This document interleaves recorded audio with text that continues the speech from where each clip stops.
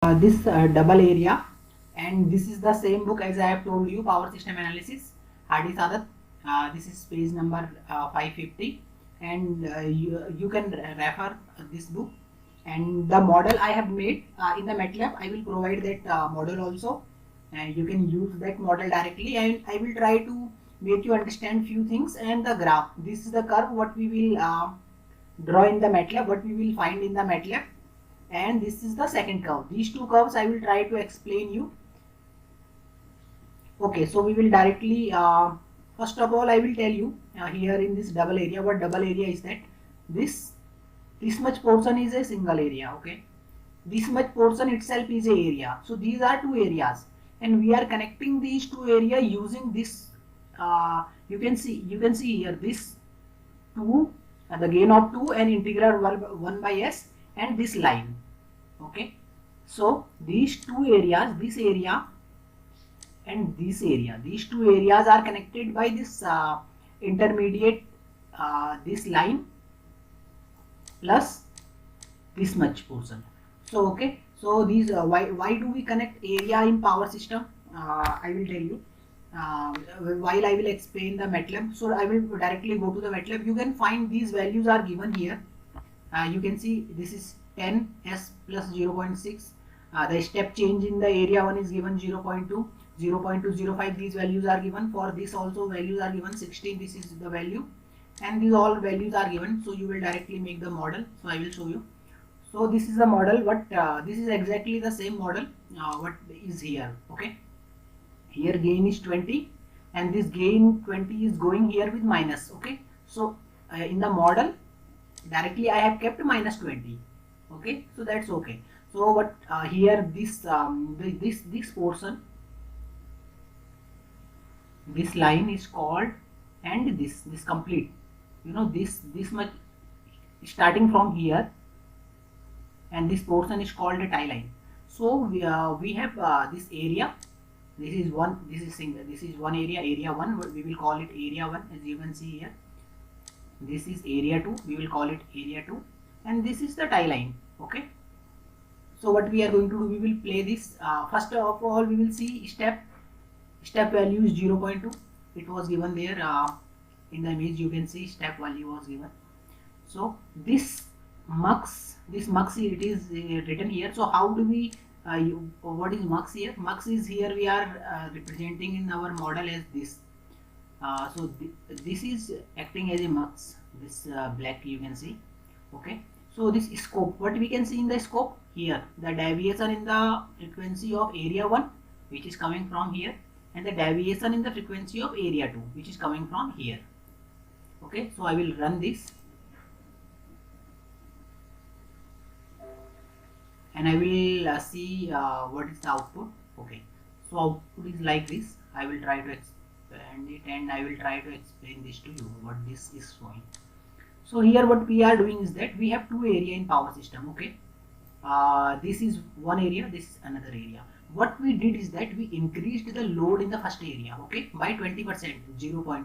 If we will increase the load in first area, okay, so what will happen is that these two areas are connected by tie line. So there will be a deviation of frequency in area 2 also. Okay, so here you can see the area is the main area, means area 1. In the area 1 load is increased, so the frequency of area 1 is deviated more. Okay, you can see this deviation is more. This is the area 1 frequency. This frequency deviation we are getting at this point. So this signal, this black color signal is of this point. Okay, as you can see here also, the black line is area 1 and the pink line is area 2. So as we will increasing the load, so what will happen that the frequency of area 1 is falling, decreasing. At the same time the frequency of area 2 is also decreasing, what you can see in the pink line. So why, if the so you can ask, if the load is increased in the area 1, why the frequency of area 2 is decreasing? So what happens is that when the load is increased in area 1, area 2 tries to compensate that load. Okay, so area 2 also tries to give some power to that load, because 20% of the load is increased. So our systems need to feed that load. So that power goes through this this tie line. Okay, So this is the tie line complete. So our that power, so air means area 2 also gives power. So because of area 2 is also feeding some power, so its frequency also will decrease. Okay, but you can see the deviation in the frequency in area 1 is more, because originally here load is increased in area 1, so here frequency deviation is more. So if you will, so here you can see the finally frequency is settling at this point. If you think that this line is exactly between 4 and 5, so suppose it is -5 into 10 raised to the power -3. So initial frequency of our power system was 50 hertz or 60 hertz, anything, whatever is the reference. At t equals to 0, 20% load increased in area 1. You know, no load is increased in area 2. To try to understand this, we did not keep any step signal in area 2. So only 20% load increased in area 1. Because of the increase of load in area 1, frequency of both the area will decrease. So the frequency of area 1 is falling, the frequency of area 2 is falling. But finally in our system only one frequency will be there. So finally the frequency of area 1 or the frequency of area 2 will come at the same point. So what is the final frequency of the system? System means area 1 plus area 2. What will be the final frequency? That will be 50 or 60, whatever your reference is. Let's take it 50. 50 minus 0.5 into 10 raised to the power -3 means 50 minus 0.005. Okay. If you think this is this line is exactly here in between, it is coming. So if you take it -5, so -5 into 10 raised to the power -3 is minus 0.005. So final frequency of our system will be 50 minus 0.005. Okay, so we will compare this here in our here in this we can say. So you can see this is the deviation of frequency in area 1, in del W1. You can see this is the deviation of frequency in area 2, and these two curves are exactly same, as you can see or compare. As I was telling, this is 0.005. If you think this is exactly in between. Okay, so these two are exactly the same curve. I will provide you MATLAB file, you run it and you analyze. And the second output is this output. This also I will tell, and I will show the curve for this also. So here this is area 1. This is the signal is coming from area 1.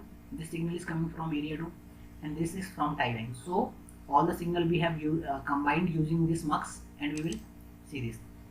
So what is happening here, I will tell you. I told you load is increased in area 1. Okay, so area 1, if the load is increased, so area 1 is trying to increase its power in order to feed that load. Okay, similarly I said if the load is increased in area 1, so it's not only the area 1 which will feed that load, area 2 also will try to feed that load. Okay, so you look here, if the load is increased in area 1 is increasing its power. Okay, so suppose area 1, you just go to that example in the book. There you will find exactly that what initially the area 1 was feeding the load, and this signal is the change in load, means how much extra. So if area 1 is giving was providing some reference that you can say 0, suppose if you, and after the frequency deviation, after the increase in the load, area 1 has increased its power by this much amount. Okay, that is 0.1 pu per unit. So you need to find according to that what is the per unit, what is the base values. You can find that how much area 1 is increasing its load. So this curve, these two are the same curve. I will explain here. So the area 1, the load of area 1 is increased. Area 1 is trying to increase its power in order to feed that load. Similarly, this this sky blue line also, this is change in the area 2 power, means area 2 is also feeding some load, started feeding some load, means area 2 also has increased its power. Okay, so and the third is tie line power. Okay, now you need to see little bit that the power what is going to the area 1. Okay, the power what is going to area 1 is going through the tie line. You know, this is area 2. This area 2 is giving power to area 1, okay, through tie line, through this tie line. So this tie line should be more or less like this curve. Okay, so you more or less should be like this, means change in area power 2, because whatever is the second area is changing its power. Okay, that tie line means that power is going to the tie line, and the tie line is providing that the same power to the area 1. So area 2 is providing the power to area 1 through the tie line, through this tie line. So this area 2 is providing the power to area 1 through this tie line. Okay.